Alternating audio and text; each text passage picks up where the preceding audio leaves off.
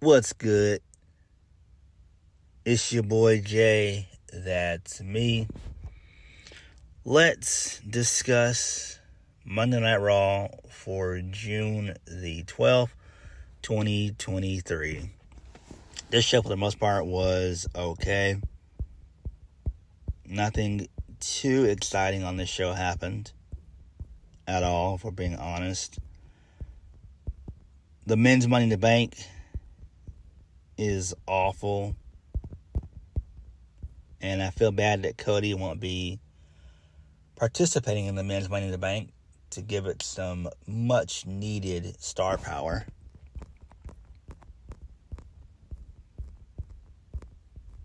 But it is what it is. So we kicked the show off with Adam Pearce. He's in the ring. Out comes Rhea Ripley. So Adam Pearce then presents Rhea with the new WWE Women's World Championship. So Rhea then raises the title to a pop. Dom comes out to celebrate with Rhea, and then the cheers turn into boos. Rhea asks for Dom to tell everyone how amazing she is, but he's drowned. He's drowned out with boos. Dominik says this is disrespectful. Cody Rhodes interrupts to a big pop. He's in his wrestling gear. So, this segment didn't last long, which I'm glad. So Cody praises Rhea and says he has all the respect in the world for her. Cody shows us how Dom slapped him last week. Cody brings up Brock Lesnar and says he doesn't have the balls to face him. But what about Dominik at Money in the Bank? Dominik says he's not afraid of anyone in the world, and he embarrassed Cody in this ring just like he would anyone else. So the fans boo, and a "You Suck" chant breaks out. Cody gets the fans to repeat the chant. Rhea Ripley goes on to brag about Dominik, but The Miz tries for a sneak attack, but Cody rocks him. Cody kicks Miz out of the ring, but Dominik hits him with a cheap shot, and then Dominik and Rhea, they laugh as they head back up to the ramp.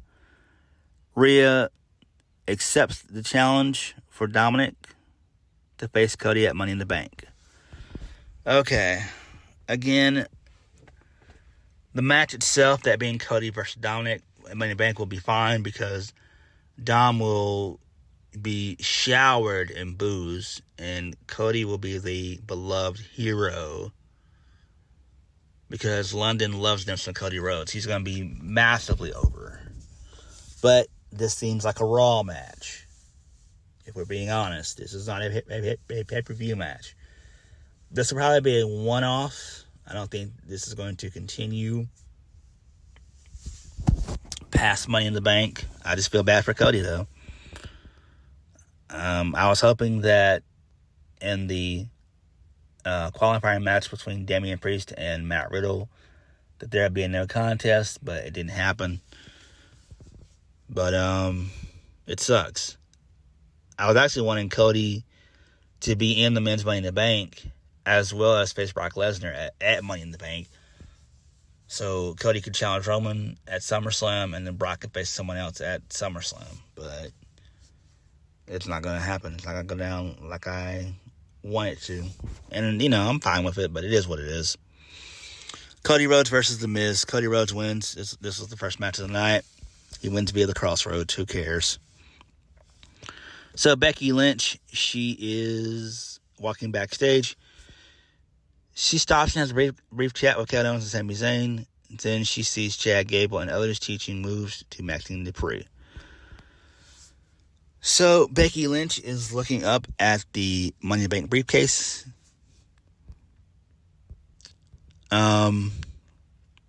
She gets on the mic and talks about how she never won Money in the Bank, but she feels good about this year. Becky says the most powerful person isn't the champion. It's the one who has the power to scare the champion. And who better than the Money in the Bank winner? She goes on about liking power. And then she brings up Trish Stratus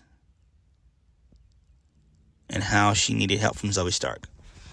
Zoey Stark then comes out and cuts an awful promo. Zoey says Becky will never beat her or Trish, and she can add to that list of failures. So Becky says she's learned from her failures, and that's what makes her great. They have some words. Becky knows Zoey has in-ring skills, but she has no personality, which is 1,000% true. No lies spoken there or detected there. So Zoey asks if Becky owns a mirror because she has no personality. Zoey Stark goes on about how Becky Lynch got famous by having her face broken, and she's desperately holding on to that fame. Zoey promises to make Becky Lynch famous at Money in the Bank, but Becky says they can fight tonight. So then out come Chelsea Green and Sonya Deville. Zoey goes on to leave, but they want her to come ringside while they make excuses for last week's qualifier loss by Sonya Deville. Becky ends up calling Chelsea Green to the ring for a fight, and then she tells Zoey Stark to take a seat and watch and find out why Becky is famous. Oh boy. This leads us into Becky Lynch versus Chelsea Green. Becky Lynch wins via the disarmor, which I'm fine with. She needs to use that going forward as her finish all the time. Or if she's going to use the manhandle slam, at least come up with something different. But the disarm her is fine. So, post-match, Becky points up at the Money in the Bank briefcases, and she taunts Zoey Stark. So, the Judgment Day, they're walking backstage. Finn Balor, he seems bothered or distant as the others chat mainly about Dominik Mysterio versus Cody Rhodes at Money in the Bank. Rhea asks Finn if he's okay. Balor says he has a lot on his mind. Damian Priest says he'll make sure he qualifies for the Money in the Bank when he beats Matt Riddle tonight. Priest says he wants to go out alone tonight. So this leads us into Matt Riddle versus Damian Priest. Men's Money in the Bank qualifier. Damian Priest wins via the Razor's Edge. This was a solid match here. I enjoyed it. I just wish that this was another contest. I thought that Imperium was going to get involved as well as Finn Balor, but that wasn't the case. None of those things happened. So Damian Priest advances. And this is not a good look. None of these 6 men pose a threat to Seth Rollins or Roman Reigns. And I'm just being honest. If you actually look at the graphic, none of these guys look like threats. They don't. They're all mid-carders. All of them. From LA Knight to Ricochet to Baron Corbin. To Baron Corbin, LA Knight, Damian Priest, Santos Escobar, Nakamura. Just being honest. So, post-match, Imperium, they come out. Damian Priest walks past Imperium and tells him to pick the bones of Matt Riddle. Then Riddle is beat down by both Gunther and Kaiser. And then Gunther chops the chest of Matt Riddle. And this is fine. So we'll probably get Gunther versus Matt Riddle for the Intercontinental Championship at Money in the Bank. So that's a no-brainer. So Cody Rhodes is backstage with Kathy Kelly. She asks what he thinks about the match with Dominik being official now. So Cody says he doesn't think Dominik would have to accept the match on his own, and that Judgment Day is just setting up Dominik to get hurt. Rhodes goes on about how Brock Lesnar won't show up and Dominik won't go away, and how everyone has their eyes on him after he lost. After his loss to Roman Reigns. Cody is focused on finishing the story, but won't let Dominik or Brock knock him off his path. He wishes good luck to Dominik. Okay. Again, how are we going to get to Cody versus Roman? How? Money in the Bank is no longer an option. Unless Cody is traded to SmackDown, which would actually kind of make sense. So you could still do like a trade. And that's what I would do. That's what I would do, honestly. I would, once Cody defeats Brock and Dominik, I would then switch him to SmackDown. I would have him traded to SmackDown. I would.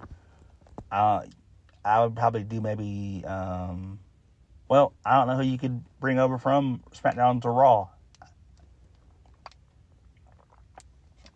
Can't think of anybody. I would say Karrion Kross, but he's in a little feud with AJ Styles. But I don't know. I'm guessing we're stuck with this until WrestleMania 40, I guess. I don't know, but it is what it is. Because I was thinking that Cody was going to get slotted into Money in the Bank. And then and then have a match with Brock Lesnar in the same night at Money in the Bank, you know? Maybe like a last man standing match or something like that. Or maybe a steel cage and then Cody wins. And then we get at SummerSlam, we get Cody Rhodes versus Roman Reigns. Cody Rhodes cashes in Money in the Bank. Fair and square, you know what I'm saying? But it's not going to happen. So, that's what it is. Moving on. So, Byron Saxton, he's backstage with Natalya. Oh, boy. I wanted to throw my TV out the window at this point. So, he's asking her about recent changes in her. Natalya says, never being the same is a good thing. As being her has gotten her nowhere. Natalya says maybe she just doesn't know how to be herself. She walks off a bit emotional. You know what that is? I think it's time for TJ to get Natalya pregnant. I think it's time for her to have a baby. Or at least adopt a baby. And she can go away for a good year. That'd be great. Or have her become a backstage producer or a coach. Anything to get Natalya off my damn television, I'm fine with. Whether she gets impregnated by TJ Wilson, or whether they adopt, or she becomes a backstage producer. Any option I'm fine with. Just get Natalya the fuck off my television. So Byron Saxton, he's backstage with Kevin Owens and Sami Zayn, and asked Owens about his loss to Gunther last week. Kevin Owens says he came close to beating the seemingly unbeatable. They mentioned Payback, and then both Gunther and Kaiser, they walk up. So Kaiser then taunts Kevin Owens and says Payback is what happened to Matt Riddle last week. Sammy wonders where Baldy is, and it took three of them. It took three of you to beat Kevin Owens last week. So they continue with their back and forth. Kaiser challenges them to defend the titles tonight if they're so confident. Adam Pearce walks up. Kevin Owens then snaps a bit and starts ranting, and the champ seemingly agreed to defend. Owens then storms off, and Sami follows after taunting Imperium. Gunther then tells Adam Pearce to make it a title match, and Pearce says he'll have to think about it. So I do like this. I love this spazzed out Kevin Owens. This is great. I do like it. It's kind of funny to see him just losing his shit every time people want to challenge him for the tag titles. So I do like that. Really good stuff right there. We get a really good vignette from end of this year. So Jinder Mahal mentions how Sangha and Veer beat Shelton Benjamin and Cedric Alexander, saying they were done before the match started. Jinder says the job is not done because they're still walking. So Jinder offers them a proper match and a chance of survival. He says all of your fears will be justified. Okay, this is interesting. But where is this all leading to? Nobody knows. Next, Ricochet versus Bronson Reed. This ends up being a DQ because Nakamura gets involved. He attacks Bronson Reed. No, he attacked Ricochet.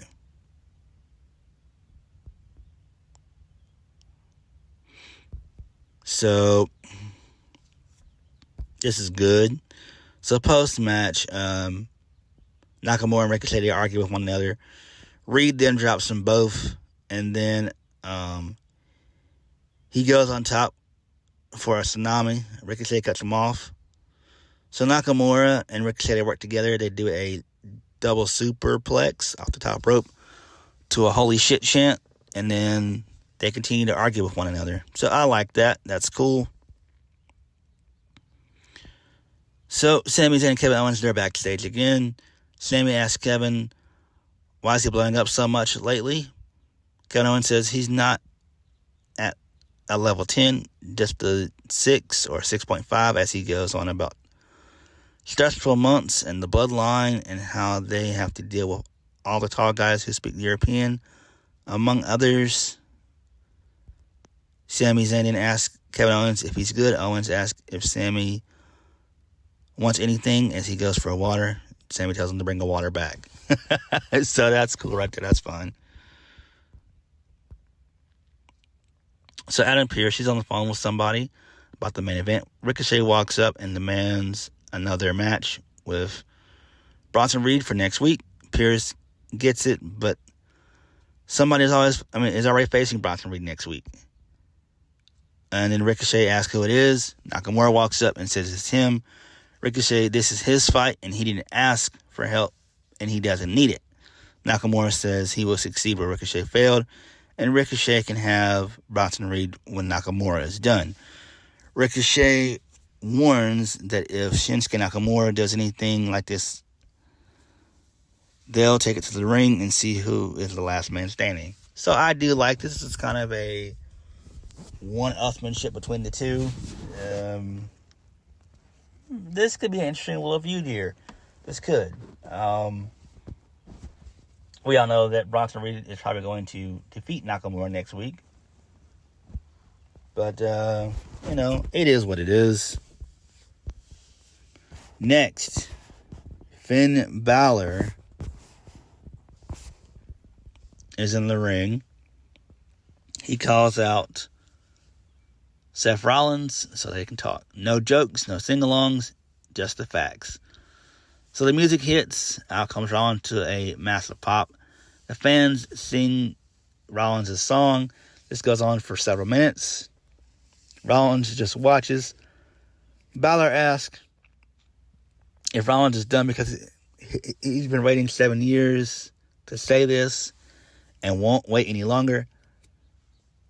Balor says 7 years ago he was the number 1 draft pick. He beat Roman Reigns on his first night and beat Rollins 3 weeks later to become the inaugural Universal Champion.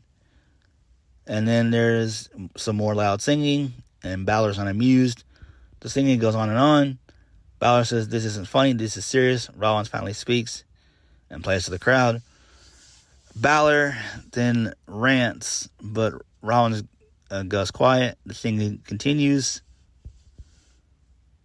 Balor brings up what happened 7 years ago again. The singing gets low, but picks back up when Balor calls fans idiots. Balor goes on about how Rollins took everything from him, his momentum, his title, and a year off his career. But now it's Balor's turn to do it, and he's going to do it at Money in the Bank. Rollins just laughs and says that Kansas is too kind. He says he's laughing because this is the Balor he wanted to see.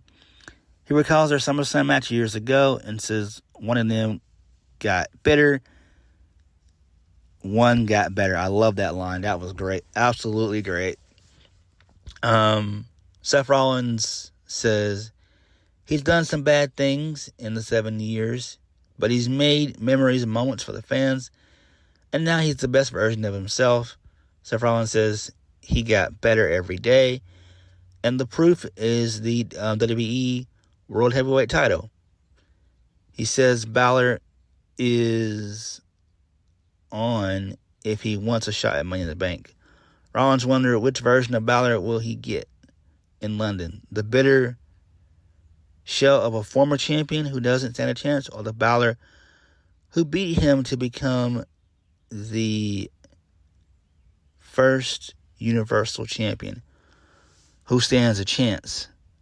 Rollins asked if that Balor will show up, or the one who's been acting like a little bitch for the past 7 years. And then Rollins exits the ring with a laugh as the fans sing along.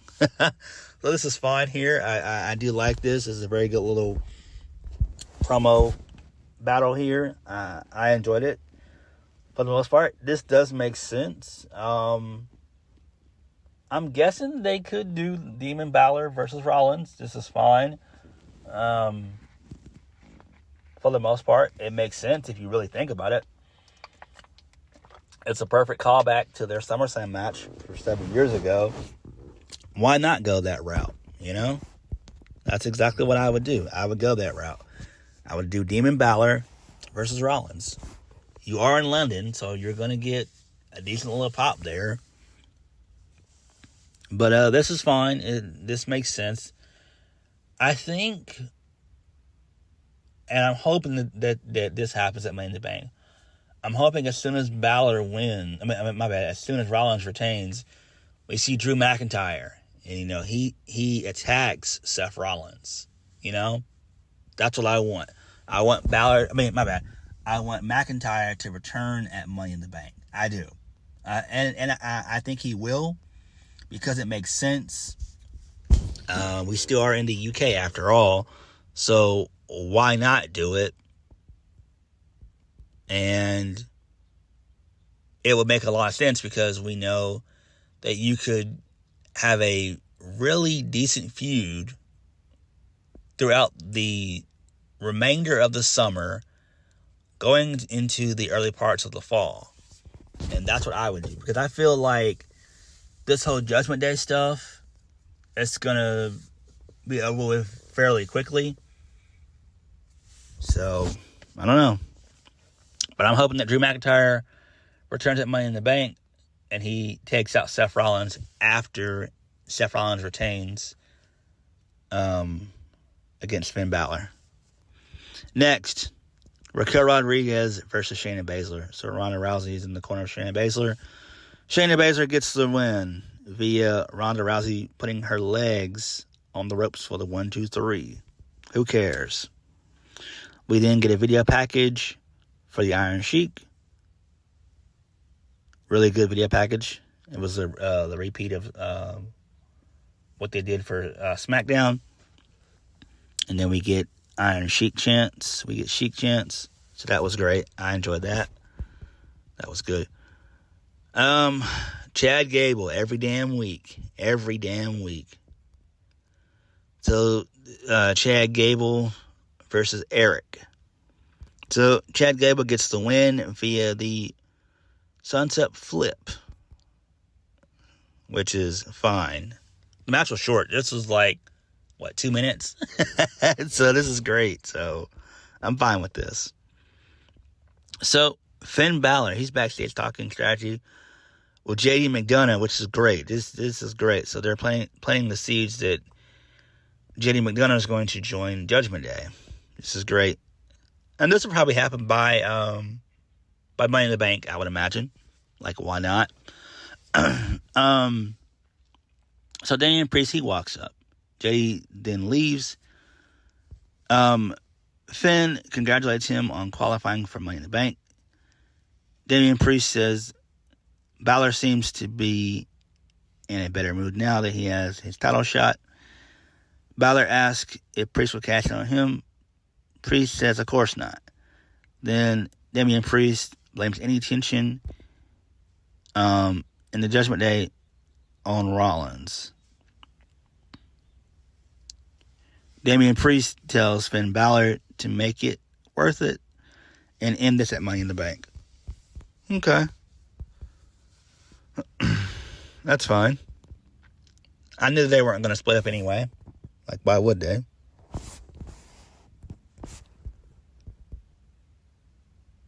Moving on. So, Kathy Kelly's backstage with Seth Rollins. They talk about being prepared for a better Finn Balor at Money in the Bank. Rollins says Finn Balor will lose their match, but it looks like he might also lose Damian Priest. Rollins then laughs some more and announces another open challenge for next week. Oh God, I hate it. Who's gonna enter this? Who's gonna enter it? Who? Oh boy, I hate it. Maybe The Miz. Who knows? Who cares? It's not important. Who cares?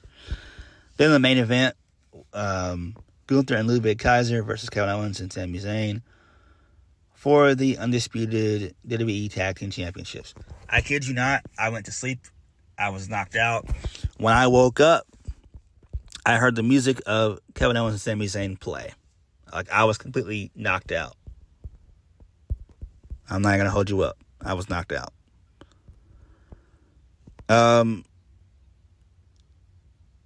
Sami Zayn gets the win via the Blue Thunder Bomb. Okay, cool. So, Raw for the most part was okay, like I said before. I'm not excited for the men's Money in the Bank. That seems like a opener to the Money in the Bank, which they probably will. That probably will open the show. I guarantee you that it'll happen. Like, why not? As to who's going to win, probably LA Knight. And Gunther already teased this, that he's going to be putting up his IC title. He mentioned that, So, I wouldn't be shocked if we see LA Knight cash in on Gunther, if we're being honest. Because he's not going to beat Seth Rollins. He just got the WWE World Heavyweight Championship. He just got it, so he's not going to lose that. And we know that LA Knight's not going to beat Roman. So, what other option does he have? And he's not going to cash in on Carmelo Hayes.